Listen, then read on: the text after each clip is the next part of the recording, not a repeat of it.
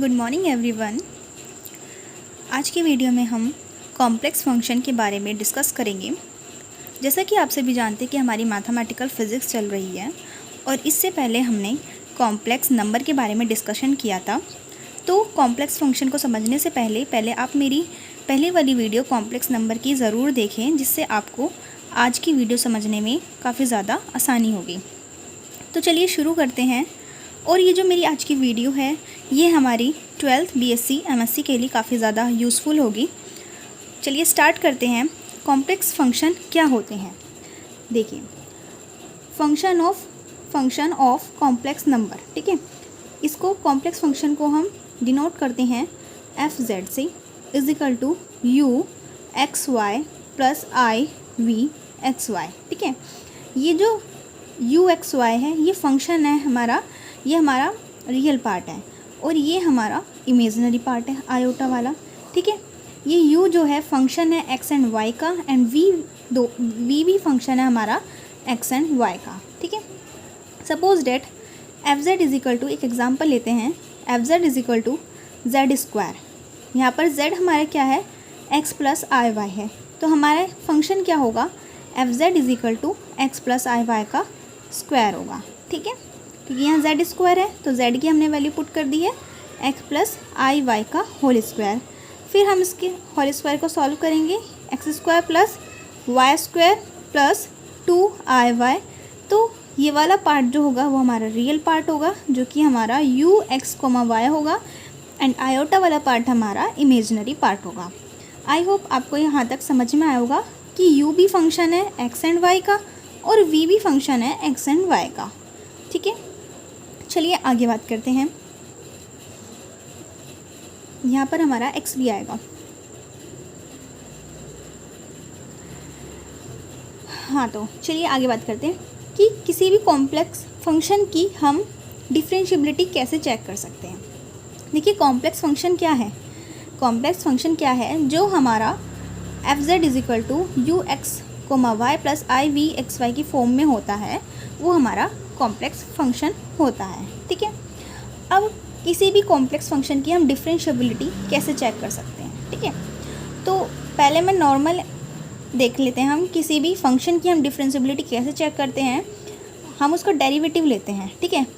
किसके रेस्पेक्ट में? जो भी फंक्शन हमें दिया हुआ होगा जिस भी फॉर्म में, हम उसको क्या है, उसी के रेस्पेक्ट में हम उसको डिफरेंशिएट करेंगे।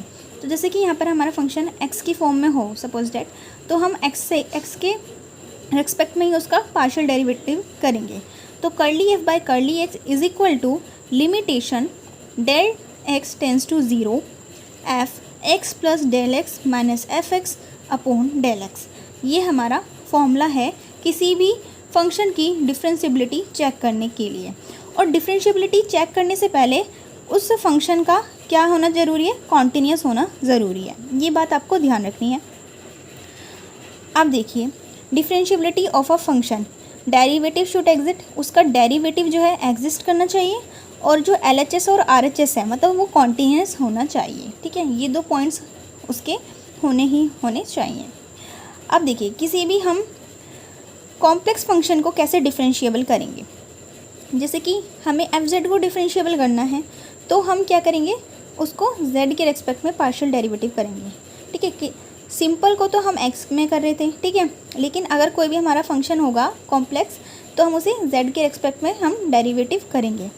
Limit del tends to 0 FZ plus del z minus FZ upon में डेल z। ये इस तरह हम डिफरेंशिएबिलिटी चेक करेंगे, ठीक है। और यहाँ पर देखिए, अगर डेल z है, ठीक है, तो डेल z क्या होता है हमारा, del z is equal to z होता है हमारा x plus i y, right. तो डेल z कितना होगा, del x plus i del y। तो हम अगर डेल z टेंस टू 0 कर रहा है तो डेल x भी टेंस टू 0 करेगा एंड डेल y भी टेंस टू 0 करेगा। ये बात आपको ध्यान रखनी है, ठीक है। किसी भी कोई भी हमारा कॉम्प्लेक्स फंक्शन है और उसमें डेल z दे रखा है या वो x या y की फॉर्म में दिया हुआ है, तो वहाँ पर हमारा डेल x और डेल y टेंस टू करेंगे 0 को। अब एक एग्जांपल देख लेते हैं। ये तो समझ में आ गया डिफरेंशिएबिलिटी कैसे चेक करेंगे, ये फॉर्मूला है, ये आपको याद रखना है।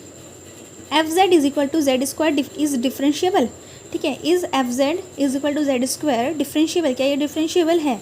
चेक करते हैं। चलिए, curly f z upon curly z, ये हमने पूरा फॉर्मूला यहाँ पर पुट कर दिया है, ठीक है।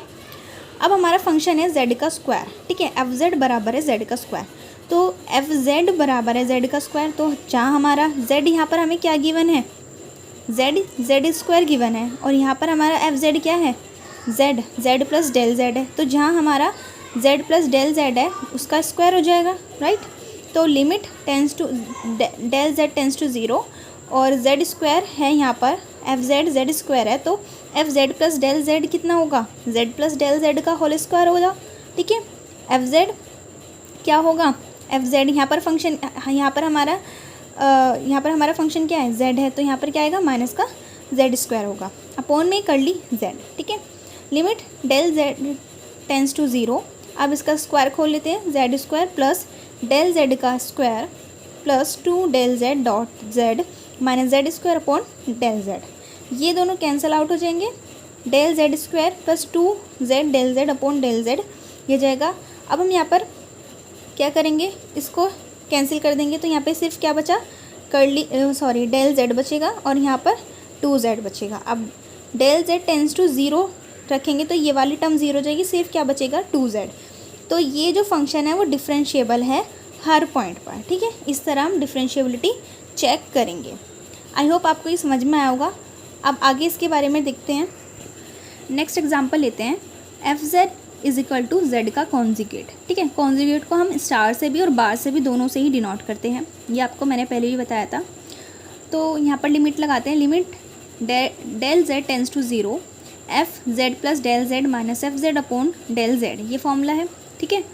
अब limit del z tends to zero, हमारा फंक्शन क्या है, जेड स्टार, तो क्या आ जाएगा यहाँ पे, जेड प्लस डेल जेड का स्टार माइनस जेड का स्टार अपॉन कर्ली जेड, ठीक है। Limit del z tends to zero, ठीक है, तो ये हमारा आ जाएगा z star plus del z star minus z star upon del z, ठीक है। अब यहाँ पर del z tends to zero है।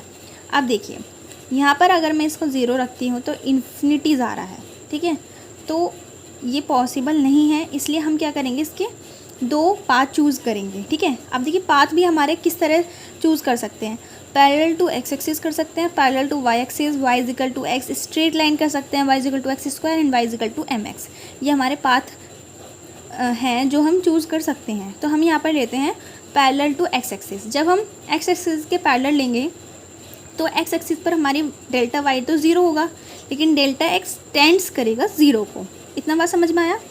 तो हम क्या करेंगे, limit delta x tends to zero और delta y tends to zero, ठीक है, delta x tends to zero रखेंगे और delta y equal to zero रखेंगे, और जहाँ हमारा जेड का कॉन्जुगेट है वो हम क्या लिख देंगे, वही कि डेल जेड को हम क्या लिखते हैं, जेड को हम लिखते हैं एक्स प्लस आई वाई, तो डेल जेड को क्या लिखेंगे, del x plus i del Y.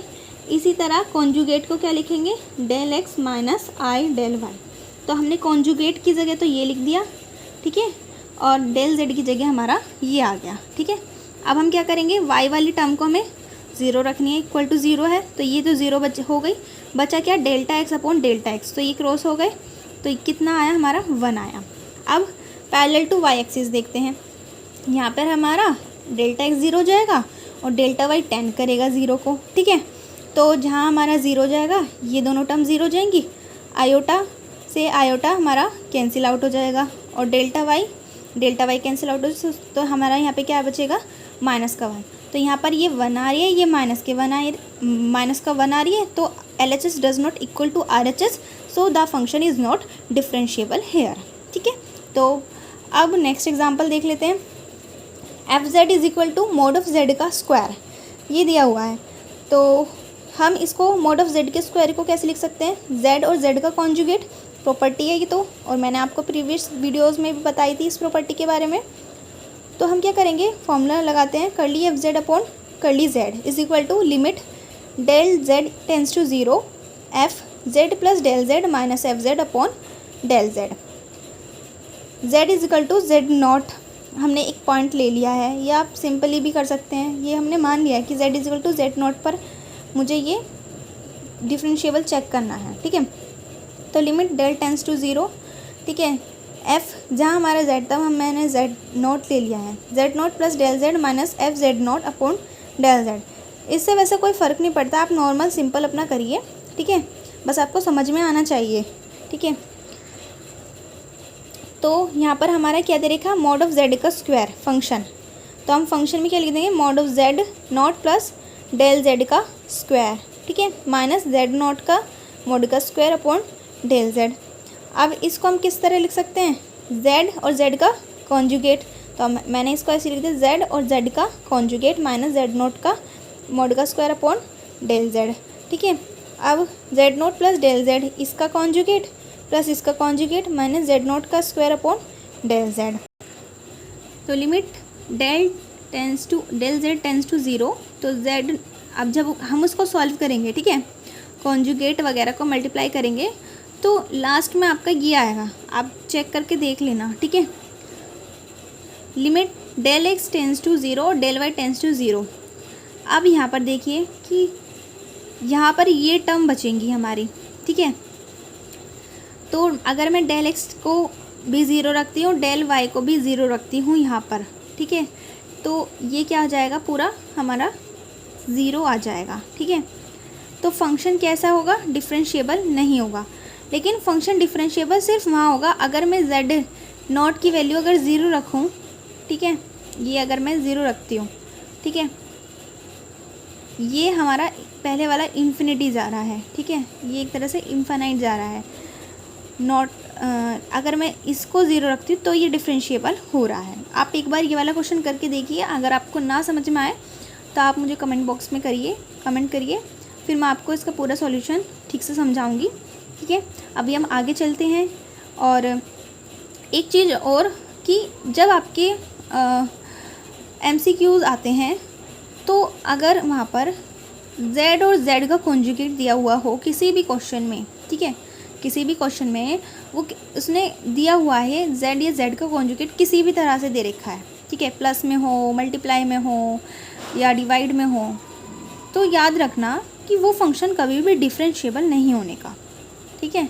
जहाँ भी कॉन्जुगेट प्रेजेंट होगा, ठीक है, डिफरेंशिएबल के केस में अगर कोई भी फंक्शन हमें डिफरेंशिएबल करने को कह रहा है और उसमें z का कॉन्जुगेट प्रेजेंट है तो वो हमारा कभी भी डिफरेंशिएबल नहीं होगा। अगर MCQ में कोई भी क्वेश्चन आए और 4 ऑप्शन दे रखे हो कि दिस फंक्शन इज़ डिफरेंशिएबल और नॉट, तो आपको सिंपल नॉट वाला लगाना है। तो ये आपका एक तरह से ट्रिक भी हो गई है, ठीक है, और आप इसको सॉल्व कीजिए, फिर मैं आपको इसके बारे में पूरा एक्सप्लेन करूँगी, ठीक है।